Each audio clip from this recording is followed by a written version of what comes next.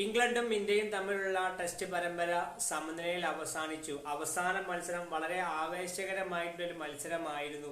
മുഹമ്മദ് സിറാജിന്റെ വളരെ മികച്ചൊരു ബൗളിംഗ് പ്രകടനം നമുക്ക് ആരാധകർക്ക് കാണാൻ സാധിച്ചു. എന്നാൽ ഈ ഒരു മത്സര പരമ്പരയ്ക്ക് അവസാന മത്സര ശേഷം ഇന്ത്യൻ ടീമിന്റെ കോച്ചായിട്ടുള്ള ഗൗതം ഗംഭീർ പറഞ്ഞിട്ടുള്ള ചില കാര്യങ്ങളാണ് പറയാൻ പോകുന്നത്. അദ്ദേഹം മത്സരം പരമ്പര സമനിലായ ശേഷം അദ്ദേഹം വാർത്താ സമ്മേളനത്തിൽ പറഞ്ഞ കാര്യം ഇതാണ്.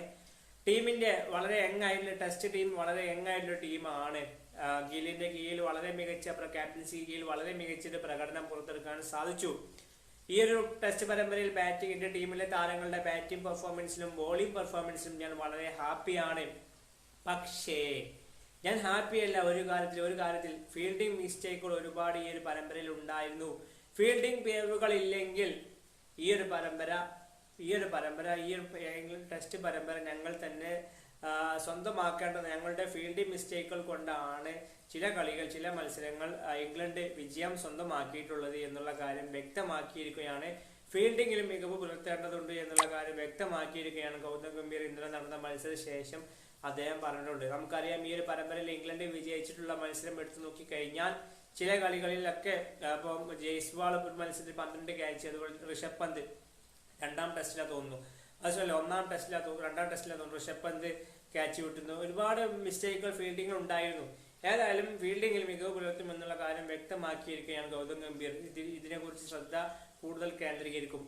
മറ്റൊരു അപ്ഡേറ്റ്, രാജസ്ഥാൻ റോയൽസിന്റെ സൂപ്പർ താരങ്ങളായിട്ട് യശസ്വി ജയ്സ്വാളും സഞ്ജു സാംസണുമായി ബന്ധപ്പെട്ടതാണ്. സഞ്ജു സാംസൺ ട്രേഡിംഗ് വഴി സ്വന്തമാക്കാൻ വേണ്ടി കൊൽക്കത്ത രാജസ്ഥാനെ സമീപിച്ചിരുന്നു.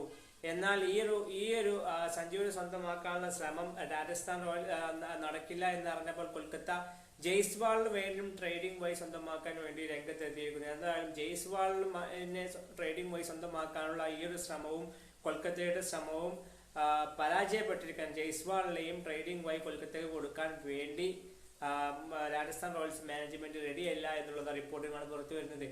സഞ്ജു ട്രേഡിംഗുമായി ബന്ധപ്പെട്ട് കൊൽക്കത്ത വെച്ച അതേ ഓഫർ തന്നെയാണ് ജയ്സ്വാളിനും വെച്ചിട്ടുള്ളത്. വെങ്കടേഷ് അയ്യറിനെ കൊടുക്കാം എന്നുള്ളതാണ്.